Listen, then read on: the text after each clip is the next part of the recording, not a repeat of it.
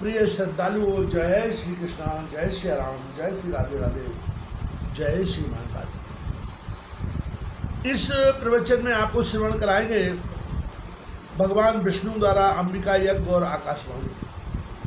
राजा जन्मेजय ने पूछा, पितामह अपार शक्तिशाली भगवान विष्णु तो स्वयं जगत के कारण हैं, फिर उन्होंने भी यज्ञ किया, यह कैसे? महामते, उनके उस यज्ञ में कौन कौन ब्राह्मण सहायक थे जिन्हें वेद का सारा रहस्य मालूम था और जो ऋत्विज का काम कर रहे थे? परम तपस्वी मुनि जी, मुझे यह सब बताने की कृपा कीजिए।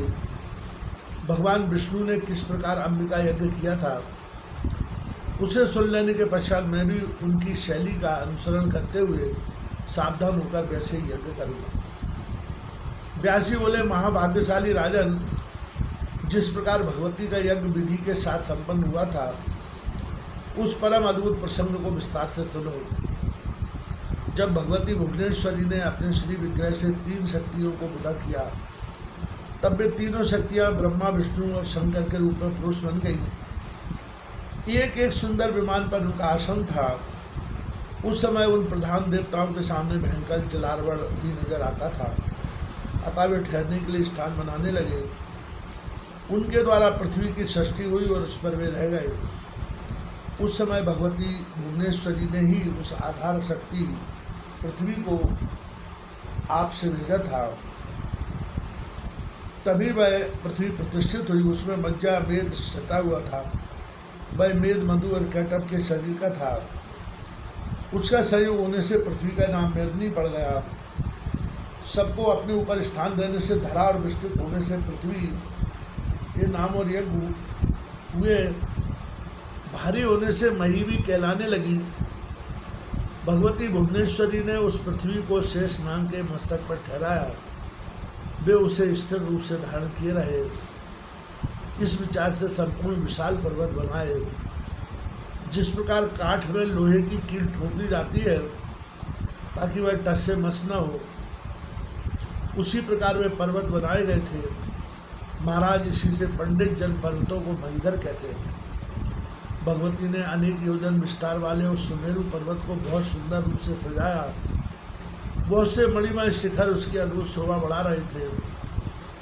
मरीच, नारद, पुलस्थ, पुलय, कृत, दक्ष, प्रजापति और वशिष्ठ ये ब्रह्मा जी के मानस पुत्र कहे गए हैं। मरीच से कश्यप जी प्रकट हुए।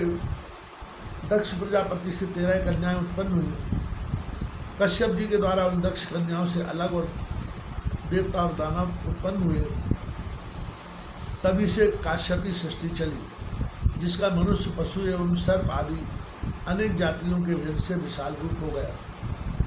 ब्रह्मा जी के आधे शरीर से स्वयंभू मनु प्रकट हुए और उनके आधे वाम भाग से स्त्री के रूप में शत्रुपा का आविर्भाव हुआ। उन्हीं मनु और शत्रुपा से प्रियव्रत और उत्तानपाद ये 2 पुत्र उत्पन्न हुए। 3 अत्यंत सुंदर एवं उत्तम गुणशाली कन्याएं उत्पन्न हुई। कमल योनि ब्रह्मा जी ने इस प्रकार की सृष्टि रचकर सुमेरु पर्वत के शिखर पर एक सुंदर ब्रह्मलोक बनाया। फिर भगवान विष्णु ने लक्ष्मी जी के मनोरंजन के लिए वैकुंठ प्रकट किया। उनका वह सर्वोत्तम सुरंग क्रीड़ा भवन संपूर्ण लोकों के ऊपर विराजमान है। भगवान शंकर ने भी एक उत्तम स्थान बना लिया, जिसका नाम कैलाश पड़ा। भूतों की एक मंडली बनाकर उनके साथ वे इच्छानुसार आनंद करने लगे। मृत्यलोक और पाताल लोक से अतिरिक्त एक तीसरा स्वर्गलोक है, जो सुमेर गुरु के शिखर पर विराजमान है। भांति भांति के रत्नों से सुशोभित उस स्थान पर देवराज इंद्र रहने लगे। समुद्र का मंथन करने से उत्तम पारिजात वृक्ष, 4 दांत वाला ऐरावत हाथी, सारी इच्छाएं पूर्ण करने वाली कामधेनु गौ, उच्च शिवा घोड़ा और रंभा आदि बहुत सी अप्सराएं निकली। स्वर्ग को सुशोभित करने वाले इन सबको इंद्र ने अपने पास रख लिया। इसके बाद समुद्र में से धन्वंतरी और चंद्रमा प्रकट हुए, जो एक गणों के साथ स्वर्ग में रहकर शोभा पा रहे। राजन, इस प्रकार 3 प्रकार की सृष्टि प्रकट हुई। देवता, पशु और मानव आदि अनेक भेदों से यह सृष्टि कल्पित है। संचित कर्म के अनुसार अंडज, पिंडज, स्वेदज और उद्भिज, इन 4 प्रकार के भेदों से जीवों की सृष्टि हुई। इस प्रकार सृष्टि का कार्य संपन्न करके ब्रह्मा, विष्णु और शंकर ये सभी महानुभाव अपने अपने दिव्य स्थानों में आनंद पूर्वक रहते हुए इच्छानुसार काम करने लगे। यूँ सृष्टि प्रचलित हो जाने पर भगवान विष्णु लक्ष्मी जी के परामर्श से अपने दिव्य भवन में आनंद करने लगे। एक समय की बात है, भगवान विष्णु वैकुंठ में विराजमान थे। इतने में उन्हें अमृत के समुद्र में सुशोभित होने वाला मणिद्वीप याद आ गया, जहाँ उन्होंने महामाया की झांकी की थी तथा उन्हें पावन मंत्र भी मिला था। उस परम शक्ति का स्मरण होने के पश्चात अब वे उनसे पृथक न रह सके।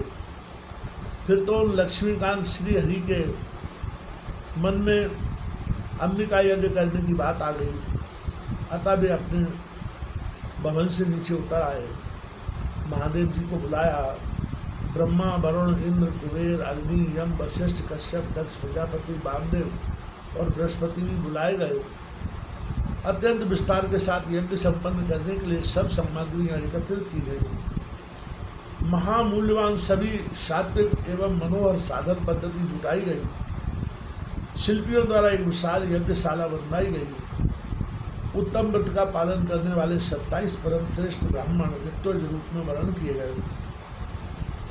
अग्नि स्थापन करने के लिए एक स्थान बनवाया और बहुत बड़ी बड़ी वेदियां बनवाई। ब्राह्मण लोग बैठकर देवी के बीज मंत्र अर्थात माया बीज का जप करने लगे।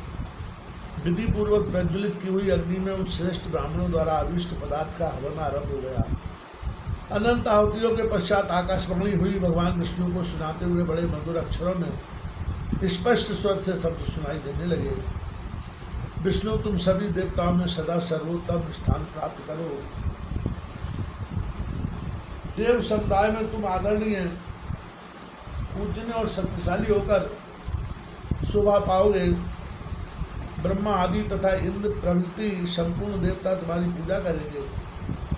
विष्णु भूमंडल पर तुम्हारी भक्ति से सुसंपन्न अनेकों मानव जीवन धारण करेंगे। तुम उन संपूर्ण मनुष्यों को उत्तम वर दोगे, इसमें कोई संशय नहीं है। समस्त देवताओं का मनोरथ पूर्ण करने की तुम्हें शक्ति होगी। तुम परम परमेश्वर कहलाओगे। संपूर्ण यज्ञों में तुम्हारी प्रधानता रहेगी। सभी याज्ञक तुम्हें पूजेंगे। यही नहीं, सारी जनता तुम्हारी पूजा करेगी और तुम बरदाता बनकर रहोगे। दानवों द्वारा सताए जाने पर देवता तुम्हारी सेवा में उपस्थित होंगे। पुरुषोत्तम, तुम उस समय संपूर्ण देवताओं को अपनी शरण में स्थान दोगे। सारे पुराणों और विस्तृत वेदों में तुम्हारी विपुल कीर्ति गाई जाएगी। तुम निश्चय ही सबके परम आराध्य देवता हो। जब जब भूमंडल पर धर्म का ह्रास होगा, तब तक शीघ्र अपना अंशावतार धारण करके धर्म की रक्षा करना तुम्हारा परम कर्तव्य होगा। तुम्हारे सभी परम प्रसिद्ध अवतार धरातल पर एक एक करके प्रकट होंगे। महात्माओं द्वारा उन अवतारों का सम्मान होगा। मानव सभी अवतार अनेक योगियों से संबंध रखेंगे। मधुसूदन, अखिल जगत में तुम्हारी प्रसिद्धि होगी। सभी अवतारों में तुम्हें शक्ति का सहयोग प्राप्त होगा। संपूर्ण कार्यों को करने वाली वह शक्ति मेरे अंश से प्रकट होगी। 12 ही नारसिंही आदि भेद से भांति भांति की वे शक्तियाँ होंगी। उनके हाथों में अनेक प्रकार के आयुध होंगे। उनकी आकृति बड़ी सुंदर होगी और सभी आभूषण उनकी शोभा बढ़ाते रहेंगे। माधव, उन्हीं शक्तियों के साथ रहकर तुम देवताओं के कार्य संपन्न करोगे। मेरे वरदान के प्रभाव से सभी कार्य तुम्हें सुलभ हो जाएंगे। तुम कभी भी उन शक्तियों का तिरस्कार मत करना। तुम्हें यत्नपूर्वक सब तरह से उन शक्तियों की पूजा और प्रतिष्ठा करनी चाहिए। प्रतिमाओं में भावना करके पूजा करने पर निश्चय ही वे भारतवर्ष में मनुष्यों की संपूर्ण कामनाओं को पूर्ण कर देंगी। देवे, साथ ही उन शक्तियों का और तुम्हारा भी यश दिशा में फैल जाएगा। सातों द्वीपों एवं समस्त भूमंडल में कीर्ति विख्यात हो जाएगी। महाभाग संसार में सकाम पुरुष अपनी अभिलाषा पूर्ण करने के लिए तुम्हारी और उन शक्तियों की उपासना करेंगे। हरे अनेक प्रकार के अभिप्राय रखने वाले वे मानव पूजा के अवसर पर वैदिक मंत्रों और नाम जप के द्वारा निरंतर आराधना में तत्पर रहेंगे। देवादिदेव मधुसूदन मानवों द्वारा सुपूजित होने के कारण मृतलोक और स्वर्गलोक में तुम्हारी महिमा बढ़ जाएगी। व्यास जी कहते हैं, इस प्रकार का वर देकर आकाशवाणी शांत हो गई।